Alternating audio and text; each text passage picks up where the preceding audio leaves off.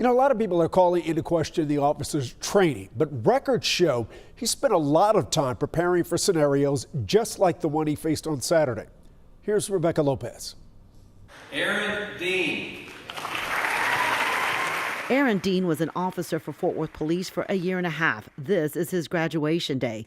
Now there are a lot of questions about what the rookie officer did the morning he killed Atatiana Jefferson in her own home. And did he follow his training?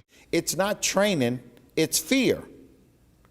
When you have fear of a community, and if something seems out of order, you use your last resort as your first resort.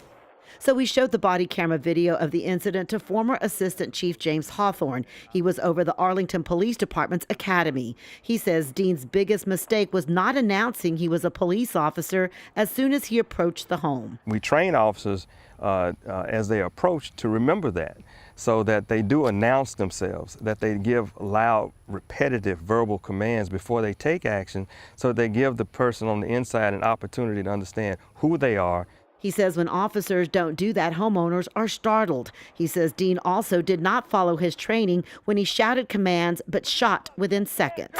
It just did not seem that he gave the victim an opportunity to comply with his request. The other concern is why Dean had his weapon drawn on a welfare check. Hawthorne says that's not necessarily a bad thing because no call is routine and officers don't know what they might face.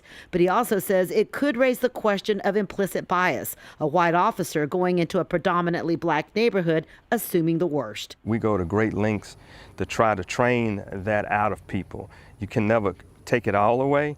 But you know, we train that you can't make assumptions. Dean's training records show that in May he went through cultural diversity training, and Fort Worth Police does have implicit bias training. Hawthorne says the department will now have to reevaluate its training after this incident.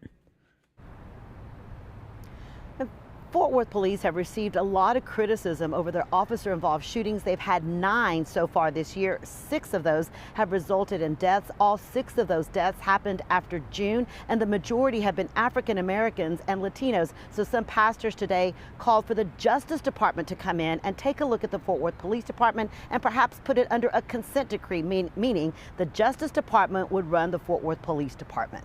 Back to you. All right, interesting context. Thank you, Rebecca.